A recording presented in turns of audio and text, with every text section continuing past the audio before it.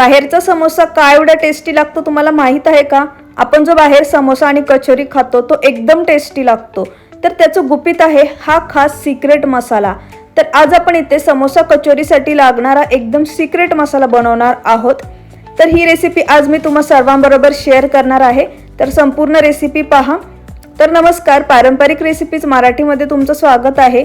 तर आज आपण इथे समोसा कचोरीसाठी लागणारा एकदम सिक्रेट मसाला बनवत आहोत। तर त्यासाठी इथे आपण योग्य प्रमाण घेत आहोत। तर इथे मी 1 चमचा घेतलेला आहे। या चमच्याने मोजून आपण इथे 2 चमचे धने घेतलेले आहेत, 1 चमचा जिरे घेतलेला आहे, 1 चमचा आपण इथे बडीशेप घेतलेली आहे, 5 ते 6 लवंगा आणि 1 छोटा चमचा आपण इथे काळी मिरी घेतलेली आहे। तर हे सर्व प्रमाण तुम्ही एकदा बघून घ्या। 2 चमचे धने, 1 चमचा आपण जिरे घेतलेला आहे, 1 चमचा बडीशेप, 5 ते 6 लवंग आणि 1 छोटा चमचा आपण इथे काळी मिरी घेतलेली आहे आणि 2 आपण इथे बेडगी मिरच्या घेतलेल्या आहेत। बेडगी मिरच्या फक्त कलरसाठी हव्या आहेत आपल्याला, एवढं लक्षात ठेवा। आपल्याला इथे लवंगी मिरची वापरायची नाहीये।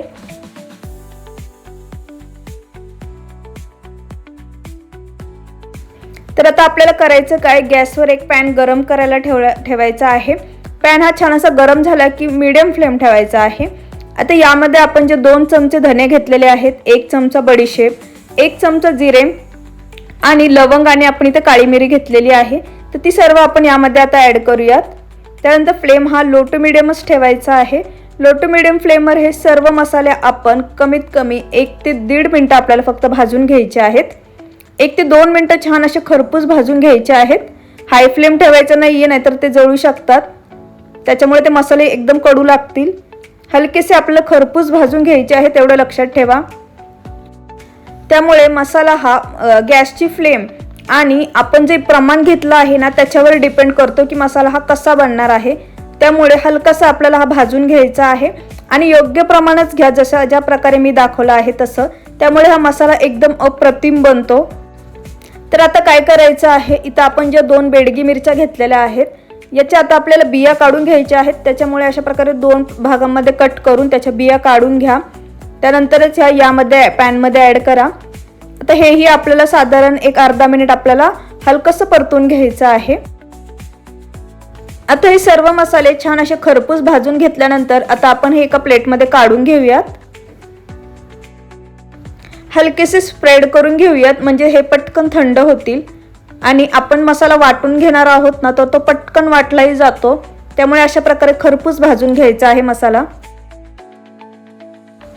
तर आता मसाला वाटण्यासाठी आपण इथे एक छोटं मिक्सरचं भांडं घेतलेलं आहे।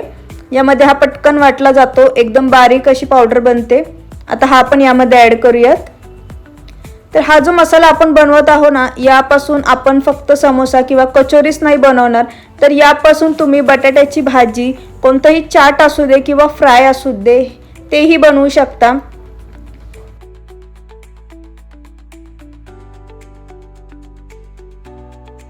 तर हा मसाला इथे अपूर्ण आहे, आपल्याला यामध्ये काही अजून इन्ग्रेडियंट्स ॲड करायचे आहेत, तर तेही आपण यामध्ये ॲड करून घेऊयात। तर यामध्ये आता आपण 1 चमचा हे आमचूर पावडर ॲड करूयात, पाव चमचा आपल्याला यामध्ये काळं मीठ ॲड करायचं आहे, चवीनुसार आता आपण यामध्ये मीठही ॲड करूयात। आणि याची जी चव आहे, याचा जो रंग आहे तो ओरिजिनल आहे तसाच टिकून ठेवण्यासाठी यामध्ये आपल्याला थोडंसं हिंगही ॲड करायचं आहे। पाव चमच्याला थोडंसं कमी आपल्याला यामध्ये हिंग ॲड करायचं आहे। आता हे सर्व आपण पुन्हा एकदा मिक्सरला बारीक करून घेऊयात, म्हणजे एकदा फिरवून घ्यायचं आहे, म्हणजे हे एकसारखं मिक्स होईल। म्हणजे आपला एकदम रेडी टू मेक हा समोसा आणि कचोरीसाठीचा सिक्रेट मसाला बनवून एकदम तयार। तर तुम्ही ते बघू शकता।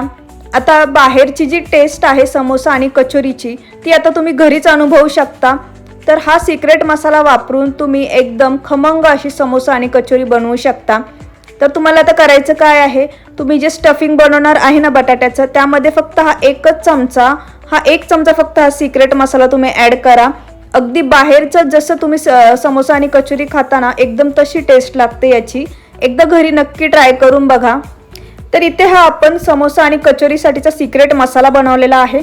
तर मसाला हा कसा हवा आहे, तर तो एकदमही तिखटही हवा नाहीये, तो थोडासा तिखटही हवा आहे, थोडासा आंबटही हवा आहे आणि थोडासा हा सॉल्टीसुद्धा हवा आहे, त्याच्यामुळे हा एकदम परफेक्ट मसाला आज आपण इथे बनवलेला आहे. तर तुम्हाला आणखीन एक टिप सांगत आहे मी इथे. आपण जेव्हा स्टफिंग बनवून हा मसाला त्यामध्ये ॲड करणार आहोत, तर त्यामध्ये फ्रेश पुदिना जो असतो तो बारीक कट करूनही तोही ॲड करायचा आहे. त्याने एकदम अप्रतिम टेस्ट लागते समोसा आणि कचोरीची. ही टिप नेहमी लक्षात ठेवा. तर कसा वाटला आजचा व्हिडिओ? आवडल्यास नक्की लाईक करा, शेअर करा आणि सबस्क्राईब करायला विसरू नका. माझी रेसिपी बघितल्याबद्दल धन्यवाद.